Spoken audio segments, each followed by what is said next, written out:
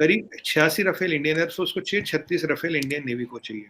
86 और 36 करीब 125 जहाज की बात कर रहे हैं मोटा-मोटा यहाँ। तालिबान की तरफ से ये जो धमकियां दी गई हैं, यहाँ रोजगार दो, टेक्नोलॉजी ट्रांसफर करो। तो कोई हम चाइना से उधार पे तो ले नहीं रहे ना कि जो चाइना ने टर्म्स बोल दिया साइन कर दिया। करीब अगले 2 महीने में फ्रांस का एक डेलीगेशन आएगा, फ्रांस के प्रेसिडेंट भी आ सकते हैं। क्योंकि धमकी आ चुकी है, ये धमकी मतलब इसकी इंटेंसिटी क्या है? अब सूरत हाल जो है वो और ज्यादा नाजुक दौर में गुजर रही है। हब बनेगा इंडिया का राफेल, और इसके बाद जो यूएई में जाएगा, जो इंडोनेशिया में जाएगा, जो ग्रीस से जाएगा, तो इस प्लांट से निकला हुआ राफेल बनेगा। तो ये मेक इन इंडिया जो हम कहते हैं उस पर भी फिट हो रहा है। तो यहाँ टेक्नोलॉजी ट्रांसफर भी हो रही है, इंडिया में प्रोडक्शन भी हो रही है, सप्लाई लाइन भी आ रही है, और धीरे धीरे इंडिया को एमआरओ हब बनाया जाएगा एशिया का, एशिया पैसिफिक का राफेल का। और हम यहाँ पे किस किस्म की खबरें सुन रहे हैं? तज्जिए क्या खुशखबरी मिलेगी इकोनॉमी के हवाले से? खुशखबरी मिलेगी, सऊदी अरब कुछ दे देगा।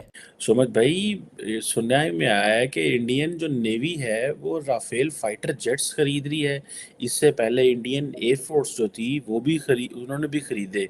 और ये भी पता चला है कि जो इंडियन नेवी है वो जिसे वो कहते हैं ना, अमेरिकन जो सुना है कि F/A-18 सुपर हॉर्नेट जो थे उनको छोड़ के तो राफेल की तरफ जा रहे हैं।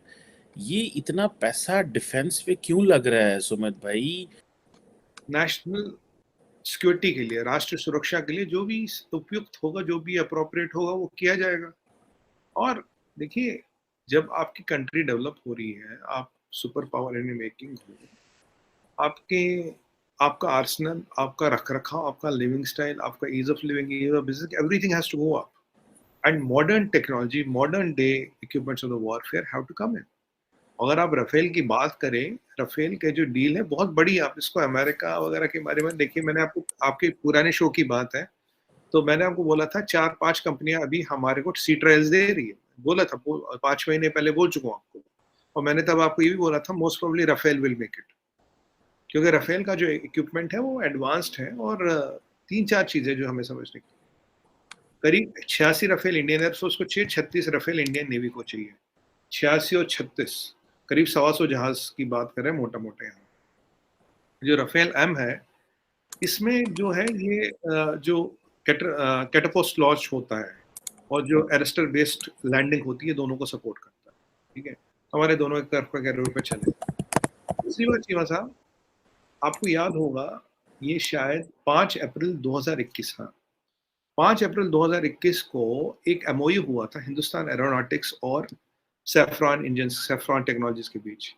ये जो इंजन है ये M88 सीरीज का इंजन है। इसका ये हाई थ्रस्ट इंजन है। आई थिंक इसका thrust is 110 kilo knots care.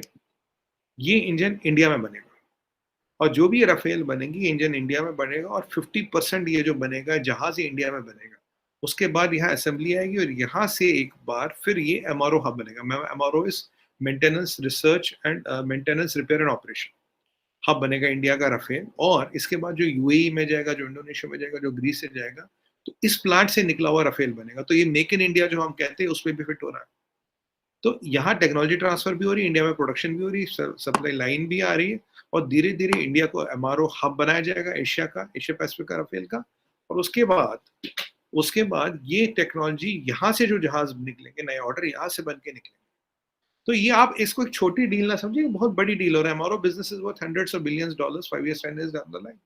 आपको याद होगा पीछे रतन टाटा जी ने बोला कि ये हुआ था कि भाई रतन टाटा जी 100 जहाज खरीद रहे, 500 जहाज खरीद रहे $10 बिलियन में।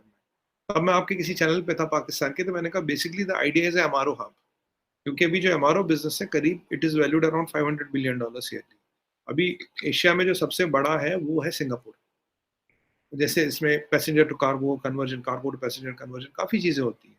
और अगर हब देखे, जैसे मैं डेल्टा एयरलाइंस की बात करूँ, डेल्टा का हब है हांगकॉन्ग, बहुत सी एयरलाइंस का हब है सिंगापुर, जबकि लॉजिकली अगर आप एशिया की बात करें इंडिया सेंटर आता है। तो एमआरओ के साथ साथ जब एमआरओ आप यहाँ लाओगे, अभी क्यों नहीं आ रहा है ये हब्स, यहाँ क्यों नहीं बने, एविएशन हब क्यों नहीं बन रहे? हमारे पास एमआरओ नहीं है। सिंगापुर या जापान में एमआरओ फैसिलिटीज है, जैसे हमारे पास एमआरओ फैसिलिटीज आएंगी, करीब 10 से 12 airlines will have hubs in India. और आपको तो पता होगा India is the fastest growing aviation market. जो वर्ल्ड ओवर एविएशन मार्केट्स का CAGR है करीब 11-12% है, हमारा CAGR 25% है। आपने पीछे देखो एयरबस का CEO आए थे मोदी जी से मिलने, मैंने फोटो भी ट्वीट की थी, इसीलिए आए थे। ये सबसे बड़ा मार्केट है, और हमें क्या चाहिए चीमा साहब? देखिए आपको अच्छे अच्छे शुभ समाचार सुना रहा हूँ, मैं आपको बोलता ना आपको शुभ समाचार सुनाता रहूँ। देखिए हमें क्या चाहिए? हमें चाहिए इंजन, हमें चाहिए हाई थ्रस्ट इंजन, और हाई थ्रस्ट इंजन अब यहाँ बनेगा। अभी 5 कंपनियां वैसे बाय द वे इंजन बनाना शुरू कर दी, UB Technologies, Rolls Royce, Safran, Sukhoi और हिंदुस्तान एरोनॉटिक्स। और ये जो सैफरान के इंजन है डेल्टा में, ये हमारा जो है चेतक है, ध्रुव है, उसमें ऑलरेडी लगते हैं। तो अब ये इंजन बनाने के बाद हमारा एक अपना कमर्शियल एयरक्राफ्ट का भी वेरिएंट है। कमर्शियल एयरक्राफ्ट का जो हमारा वेरिएंट है उसका नाम है सारस, 32 सीटर 72 सीटर।